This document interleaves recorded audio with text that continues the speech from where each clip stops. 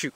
Hi, I'm the Moorlander and this is Moorlander EDC. Today's piece of content is a continuation of my ICONIC Backpack series. So in this series what I do is I take backpacks, even bags, you know, I know I say backpack, but there have been some non-backpack style bags in this series in the past. But what I do is I take what are my humble, honest opinion, bags that have reached an iconic or legendary status within the EDC or outdoors style community. This one, certainly it has to be added to the list. So what we are here today to look at is the Savotta Jääkäri Small. Now I hope I got the pronunciation right. They're a Finnish company, and my Finnish, as I've proven in the past, is definitely not the best. So I believe it's Jääkäri. It might be a different pronunciation, and again, apologies if I'm wrong. You may find, whilst searching for this on the tinterwebs, you might see it as the Jääkäri, which is the Finnish spelling. You may also see it as Jaeger. Sometimes you'll find these on certain sites as a Savotta Jaeger. Sometimes you might, it's very rare, but some sites do also call it the Savotta Hunter. I believe they're all the same word, just in Finnish, Germanic and Anglo-Saxon maybe. So yes, so what I'll do is we'll have a closer look at this, but you know, as far as a crossover bag, I think this makes a perfect crossover bag where you can perfectly and easily take this into the office on a day-to-day basis, or at the weekend take your laptop out of it, throw your adventure kit into it, get out into the Kingdom of the Moorlands or wherever you are in the world, and have this kind of perfect crossover bag that does both of those really well. I mean, it's designed for the outdoors, but it also works very well indoors for EDC. I certainly like to test packs to see how well they fare between the two of those. Now what I'll do, as I always do, I'll turn the camera around so that we can take a close look at the Jääkäri Small. Whilst I'm doing that, if at any point you do enjoy this content, please feel free to hit the like and subscribe. And if you do find this very useful, then hey, why don't you hit that new thank you button down there if you'd like to buy me a pint. Now last week, John bought me a pint. I'd like to say thank you, John. I had a pint in your honour and I drank to your good health. So yes, there's a new thank you button down there. Right, so let's get on it. Let's turn the camera around and take a closer look at the Jääkäri Small. So as we usually do, we'll go through some measurements, we'll go through some materials, and then we'll have a look at the actual features of the backpack itself. Measurements wise, now this is a 20 litre pack, however it does have the ability to extend up to 30 litres. So when we look at the height, now I say height because when it sits down there's no actual back panel or rigid support in this, so in some respects it's quite a floppy bag. So if I lift it up like this gives you the true height, which is 450 millimeters, which can be extended up to 550 millimeters by 260 millimeters across by 170 millimeters deep. The expansion is in the length, which as I say, you've got those extra 100 millimeters in there, but we will have a look at as part of that, as part of what we're going to have a look at here. Now as far as the capacity, that 20 to 30 litres really is the sweet spot for EDC daily kind of backpacks. So the fact that this is a bag that has the ability to skirt between the two of those certainly adds to the versatility that you can get just from this small pack. Weight wise, it comes in at 775 grams, which is not too heavy, but it's on the heavier side. Mainly part of that comes down to the construction that you get in this. So this is 1000D Cordura, but rather than just sticking with the fact that it's a tough material, it also has this really nice PUR coating on the inside. Cordura generally is reasonably waterproof, and mainly that's because of the type of material that it is and the properties of the material that it's made from. But also a lot of them generally tend to have a DWR coating on the outside. Now that coating, over time it will wear off, and you can reseal it, whereas Savotta have decided, rather than having that, hopefully if you can see on here when the sun catches this, you have this really nice PUR coating on the inside. This stuff is thick, and I mean thick, and this is what helps to add to the weight of this. Now again, it's not a particularly heavy bag, it really isn't heavy at all, but for a smaller bag like this, it's on the heavier side. And as mentioned, so it's Cordura. You also have this absolutely indestructible webbing on here. I've not seen this, I don't know if this is proprietary webbing that Savotta use.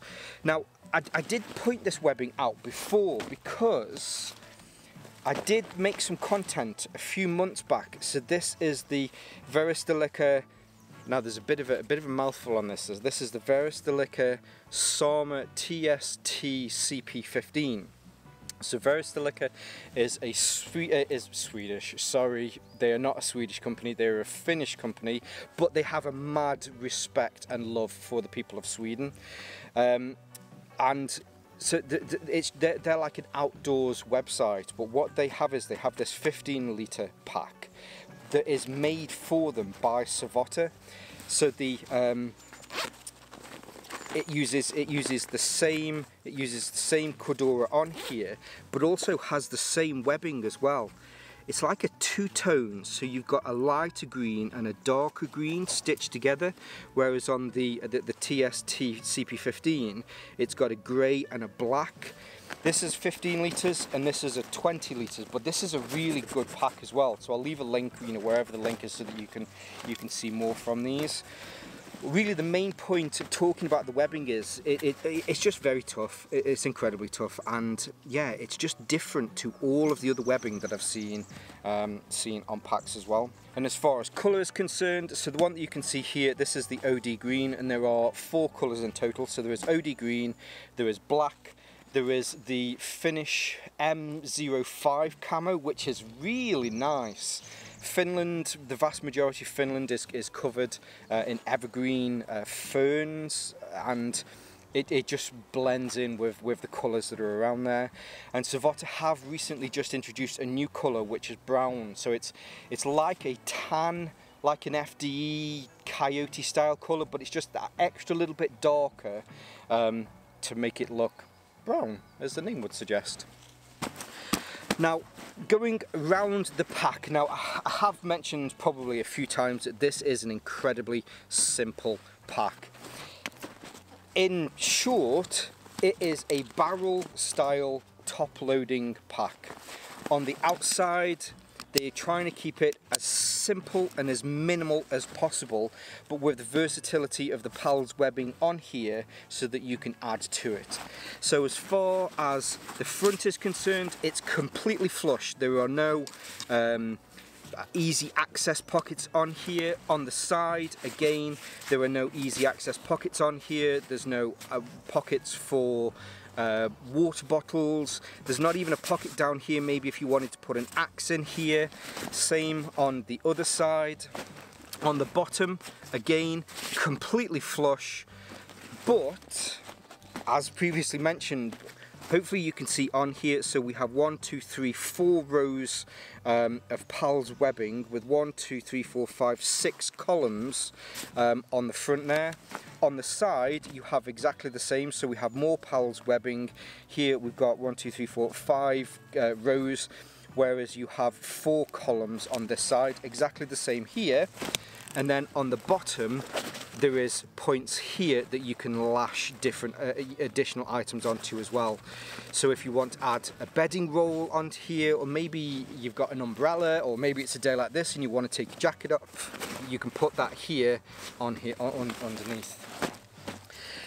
To further that simplicity, a lot of these also work in tandem with other bits. So here on the side, the compression straps, rather than going over the PAL's webbing, the compression straps here on the side, if I bring this to the side 1 second, you can see that these perfectly fit in this channel between top and bottom. So if you do need, you can pass something through here but also get this additional support. On the front, the two buckles that are used here to attach the top to the top loader, there's additional webbing on here that flows through the PAL's webbing, comes down to the bottom. This is all still the same webbing, so if I pull on this, well, actually you can't see that moves. Let's do this properly. You can see that moves now. This goes through here and then through the bottom. So when you're putting things onto here to cinch this down and then pull the top loader over and put on your little buckles on here as well, and then pull it, ratchet that down so it's nice and tight. By doing that one process, you're making sure that the top loader is pulled down and is as tight and secure as it possibly can be, which also helps to make sure no water or debris or anything like that gets in. And secondly, make sure that whatever you have here on the bottom is also nice and secure as well. Very well thought out. As a traditional barrel style top loader, simplicity is key with this. I'm probably going to say this a lot, so what you should do is go and grab yourself a beer. Every time I say simplicity or simple, you've got to drink 2 fingers of beer. Maybe that's the game for tonight. On the actual lid itself, so you have the Savotta branding on here. Now these are, as I mentioned, this is a Finnish company, but you'll be able to see, so it says Finland, Sumo on there, but they're manufactured between Finland and Estonia, so it's all manufactured here in Europe. But there's the Savotta logo, and above there you have a morale patch section so that you can add some morale patches if you choose to, and then across the top you then have 2 more columns with, 2 more rows with 6 columns of PAL's webbing, again just in case there are further additions that you want to add to this. Now again, so there's no sort of zip on here for a quick access pocket. This is just the lid. Now before we get onto the inside, on the sides here with this really nice Mil-Spec tough elastic, you have an opening for a hydration bladder if you want to get your hydration hose out of there, and then on the opposite side there is another one depending on whether you're a righty or a lefty. Moving it away from the top in the middle does mean that you do have to choose one of the sides, but it's also a point now that isn't there on the top if you're worried about ingression from water that can possibly come in. Massive grab handle on here. Now when I say massive, I mean massive.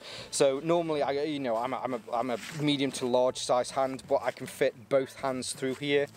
The width on this isn't particularly wide, so my span is 9 inches, so this is probably about 6 inches, which is 150 millimeters across.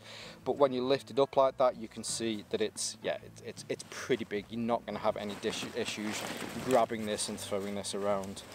Now, as far as the strength is concerned, when you finish watching this content, obviously, have a look at the Savotta website, because what they did was they found a trebuchet. Of course they found a trebuchet. Leave it to the finish to find a trebuchet and go, this is how tough these packs are. So they loaded it with wood, put it in a trebuchet and fired it. And I'm sure it was held on to the trebuchet by the grab handle at the top, and then it fired it half a kilometre or something ridiculous, and yeah, the pack was perfectly fine. I forgot to mention, sorry, I really forgot to mention, this is also NIR compliant, which is one of the Finnish standards as far as night vision or infrared is concerned. So if you're worried about being seen in the dark with this, it's coated, or it's made in such a way it won't show up on night vision goggles, or at least, I say it won't show up, it won't show the same radiation, or it will show the same radiation given off by the natural vegetation. So let's have a quick look on the inside. Now getting on to the inside, which is the bit that everybody really wants to see. So as we open this up, again, hopefully here you can see that really nice PUR coating that they have on here. There is a bit of a reflective thing here, but this is just a piece of rigid plastic that they've put in there so that how the roll top system works is it will help to keep that together so that when it rolls over, it's a nice addition actually. It also means as well that when you pull this forward, it means that the mouth opens and it stays open as well, rather than just kind of flopping around.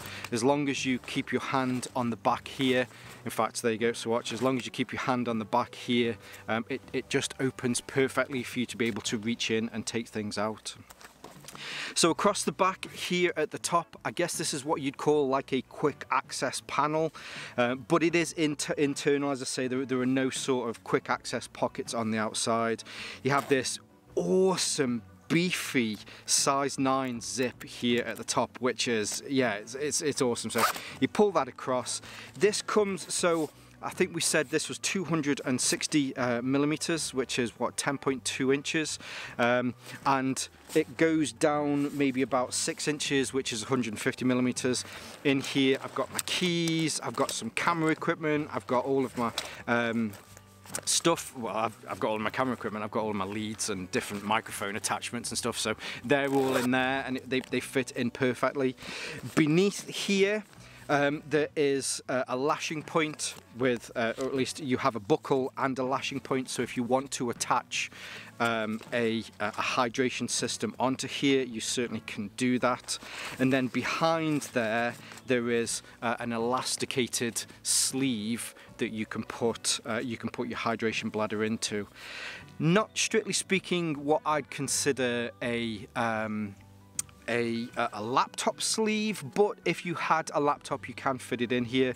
Now I've been going to work with my 16-inch laptop. It does, I just simply can't put it in there, but if you have anything from maybe say a 13-inch laptop, then you certainly should be able to pass that in.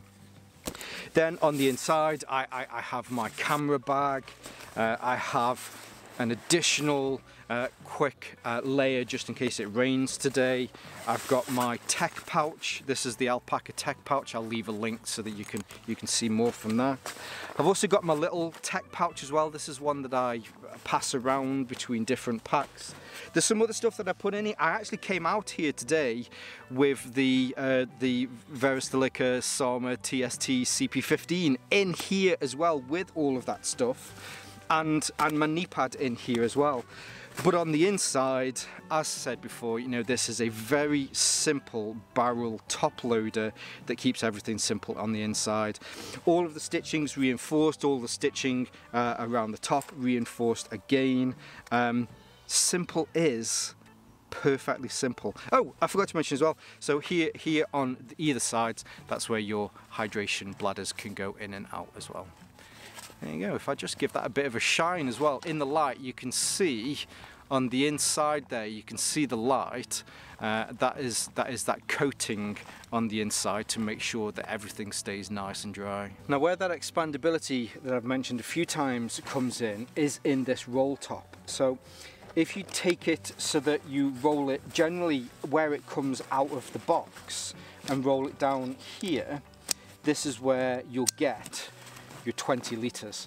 But if you need to add additional into this, you can quite easily just allow the webbing to come out a little bit more from these buckles. Then when you roll it over, just roll the top part. This again is where this piece of hard plastic that's in here really comes into use and shines, because it allows you to get a perfect fold so that you can then fold it in and then add additional volume to it. Now that can completely go up as well. The only reason that I pulled it through here is I just have the sewn tabs here on the end. I just have these pushed through. But if you chose to, you could pull them through onto the next little piece of PAL's webbing there, so that again you can extend this maybe another inch or two, and again you can add to that.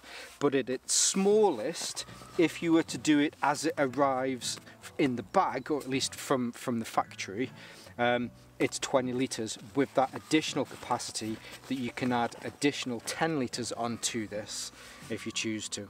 And spinning this around, the simplicity of this pack continues in the back panel. Starting at the top, you have where the suspension system is held on. Rather than Savotta just stitching this into the seam, they've made sure that the toughness of this continues. So it's stitched into that seam, but then rather than just leaving it at that, the same, this must be 35 mil, which is what, an 1.5 inch webbing. The same 1.5 inch webbing is then stitched over that, box stitched. Then you've got these bar stitches that go across there, and then the webbing itself is double stitched across the top as well to make sure that this isn't coming off. I mean, I'm talking over engineered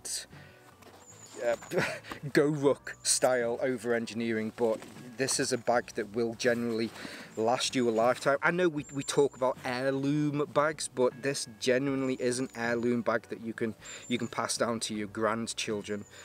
So the webbing as it comes down, now there is no padding on this. With it being a 20 litre up to a 30 litre, you're not going to be putting too much stuff in here, but the finish being those tough European, Northern Hemisphere, Arctic Circle, die-hard kind of people, they don't need any padding on their straps. No way, they're finishing. Yeah, Savotta. But anyway, so on here, there is no padding on here. Now, saying this, I've come out today, I've come out with all of my camera equipment, I've come out with everything that I've got here, my camera and my tripod. A lot of this stuff has been in here, absolutely no issues whatsoever. I've been going into work with this, with all of the stuff that we've seen in here today, and my laptop, and probably a spare coat as well. Again, had no issues whatsoever, walking around, doing day breaks with this. Yeah, it would be nice to have some padding on here, but that would mess up the simplicity of this pack. As far as the rear panel is concerned, it's just that one piece of Cordura on there. There's no rigid back panel on here, as we've seen earlier. You know, the main reason for that is so that this can be rolled up and you can put this into a larger pack. We then come down into the corners where we have these really nice large buckles, which is where the webbing attaches to. For me, I have found that I have been getting a tiny little bit of slippage with this. So I just make sure that once I've pulled it and I've got it the right length, I do the double thing where you just loop it over, pull it over again, and I've had no slippage with this. If you've never come across this before, I'm sure probably many of you have, but sometimes when you have got some slippage, it's just a simple way of being able to stop that. So this would be normally where it would come out. You just loop it over, pull it through, and yeah, it fits perfectly in there. But the back, as far as this is concerned, now if you live in an area where you're going to be hot a lot, there's no sort of ventilation on this. I think for Savotta it was a marry up between keeping this as simple as possible and the ability to be able to stash this and to do other things with it. So, and with them being from the north of the Northern Hemisphere, I can see why they opted for this instead. But having used this, especially in the winter with jackets, it's not been that much of an issue. I haven't tested this out in the summer yet, so maybe I'll do a bit of a follow-up piece of content on here. But, said before, I'll say it again, the Jääkäri just keeps it simple, and that's where this bag really shines. Now, without a shadow of doubt, the Jääkäri Small well deserves its place on my iconic list of bags. It's just a great bag, and by defining great, I think great is a very subjective thing because of how you view a bag, how it needs to work, lots of different parameters on, you know, how it should be deemed as iconic within your eyes, which I guess a part of this whole theme of this is, you know, these are my most iconic packs. But the simplicity of this pack is what makes it just such a brilliant bag. Plus the fact that, you know, it's tough. Now, I know I mentioned that it's tough before, but when I'm talking about tough, generally, I guess there's probably a benchmark out there for a lot of the EDC outdoors kind of community on toughness, and we look at things like the Go Rucker 4.0, which I have made some content on. Look at wherever the link is. Those bags are designed to be absolutely beaten and be unbeaten, and this goes exactly the same for Savotta and their packs. I think Savotta, in a strange kind of comparison way, are the European die hard, this pack will do anything and everything, you can put it through hell and it will keep on ticking kind of bag. Which doesn't necessarily mean that it had to be added to the list, but I mean, that's pretty freaking awesome and it needed to be added to the list just purely on those credentials. But mainly getting back to the fact that it's just a simple pack, you can do a whole lot more with a simple pack because it lends more versatility. You can just take it out as a barrel top loader and it does everything that you possibly need it to do. Yes, okay, there's some concessions that there's not as much organization within it, but you've just got to live with that. It's as simple as that, really. But on the outside, with the PALS webbing that are all the way through there, anything that is MOLLE compatible will just be easy to add to that. There's a versatility that you can go from 20 litres up to 30 litres. They really have thought of it all with this, but keeping it simple really is key with this pack. Now, I do potentially have the Jääkäri M on its way to me, so I will bring you some more from Savotta and their other packs in the future, but definitely 100% really deserves its place on my iconic list. Now, if you've made it to the end at this point, let's hear your comments below. Anybody out there, I know I've got viewers from Finland and throughout Scandinavia, let's hear in the comments below your support for the Savotta Jääkäri Small, and people who have picked this up as well. Let's hear your comments as well, so that we can get some genuine anecdotal kind of comments from people that also have these. And then if you're watching this, you've got to the end, if you want to look in the description comments below, you can see more about how other people have found this pack as well. And yeah, there you go. So it's YouTube, so as usual, you know, all of the links will be below. I'll leave some links to Savotta, I'll leave some links to where you can pick some of these up. I also mentioned earlier Veristelica and the Sama TST CP15, which is an absolutely mouthful of a name for a bag. So I'll leave some of their links on here as well, so that you can see more from them. Amazing Finnish company. And I think that's about it. There you go. I've rambled a little bit towards the end there, but it wouldn't be a piece of Moorlander content without some rambling, and I'll see maybe if I can stick some bloopers in at the end as well. But for now, stay safe, stay Moorlander, and stay EDC. I quite like that ending. That was a little bit different to how we usually do it. Let's see if I'll try and remember those and do those in future. I'm going to have a word with the Moorlands National Air Defence Centre. Generally, while I'm out, I make sure that I phone them. I've been the king of the Moorlands. I phone them up just to make sure that they keep a no-fly zone. Somebody is going to get bollocked when I get back. A lot of crows circling this morning. Ominous. It's not crows, it's bloody planes. We are... Manchester Airport is probably about 30 miles away from the Kingdom of the Moorlands, but seems to be a lot of planes flying over today. I think the FBI are just trying to work out what's going on with the Moorlander this weekend.